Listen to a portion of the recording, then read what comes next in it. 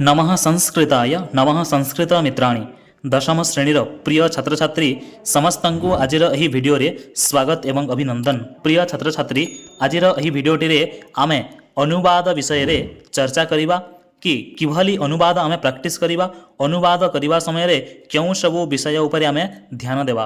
तो से विषय रे आज यही भिडियोटी रही।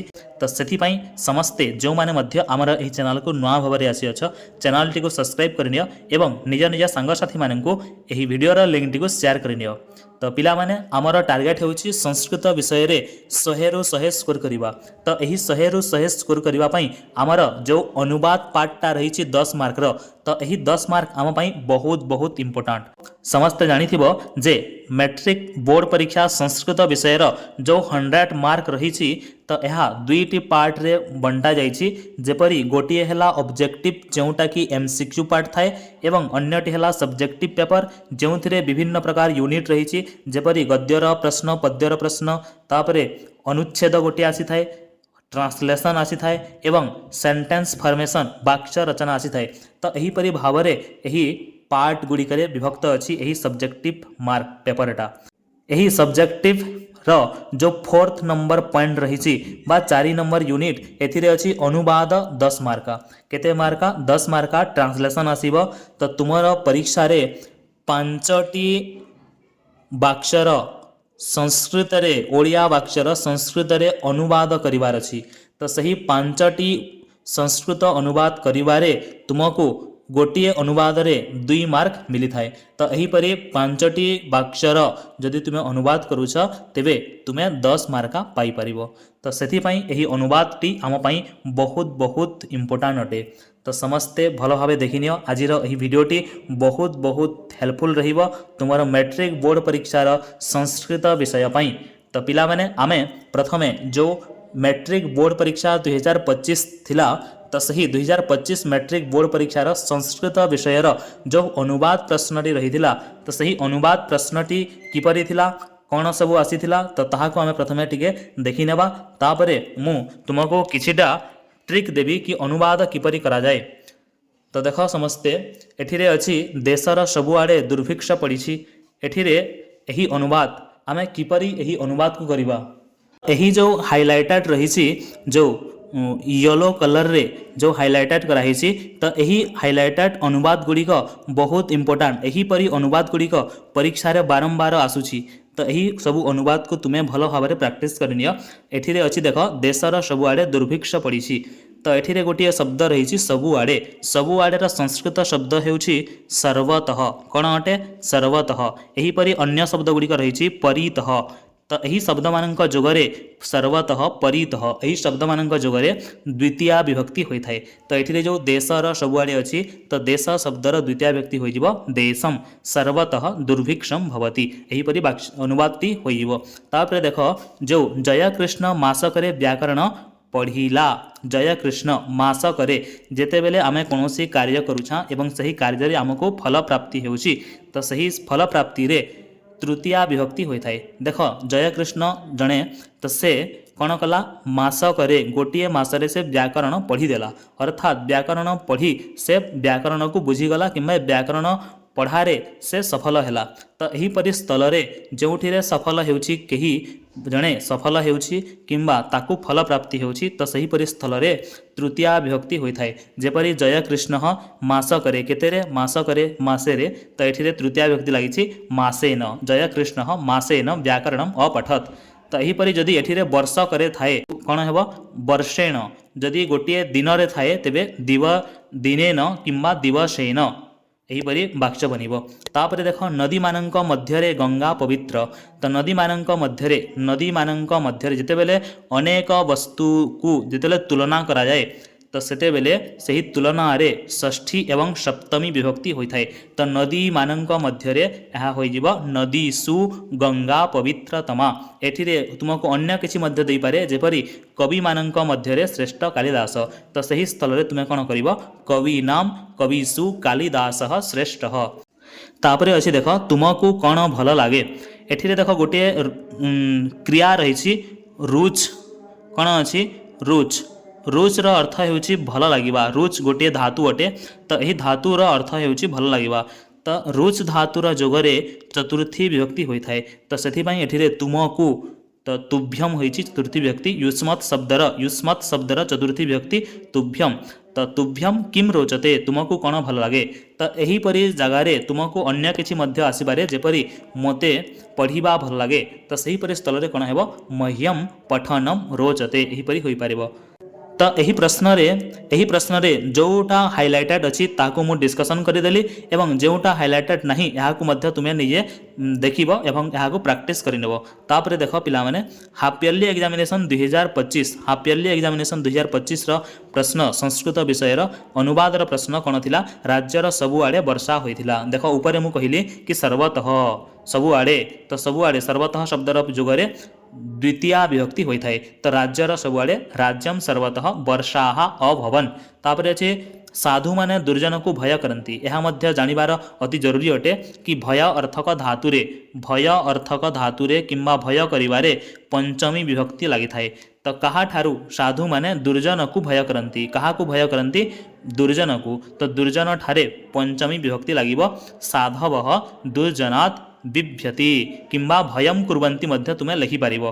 तापर देख जो हाइलाइटर रही बड़ भाई काली दिल्ली जीवे यह तो अति सरल अटे बड़ भाई यार संस्कृत होउछि ज्येष्ठ भ्राता काली कालीर अर्थ होउछि स्वः दिल्लीम गमिष्यति जीवे देख क्यों काल रे अछि भविष्यत काल रे अछि एवं भविष्यत काल रे रूट लकार प्रयोग हुए पठिष्यति गमिष्यति एहीपरि लागि थाए तो जीवे गमिष्यति।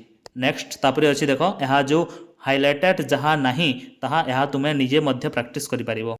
तापर देख पिला माने सुबास मासे हेला महाभारत पढ़ुची तो मासे हेला महाभारत पढ़ुची से पठन कार्य करुची हेले ताकू एही पढ़िबा कार्य रे सफल मिलू नहीं तो सेथिपाई जेउठी फल प्राप्ति हेउ नहीं तो सेठिरे द्वितीया विभक्ति लागि थाए जेपरि देख मासम द्वितीय विभक्ति होइछि मासे हेला मासम महाभारतम पठति जदि एठिरे थांता कि सुबास मास करे महाभारत पढ़िला तो सही समय रे एठिरे मास करे एठिरे तृतीया विभक्ति होइथांता तो जेउठी फल प्राप्ति होई जाउछि तो सेठी तृतीया एवं जेउठी फल प्राप्ति हेउ नाही तो सेठी द्वितीय विभक्ति लागिबो।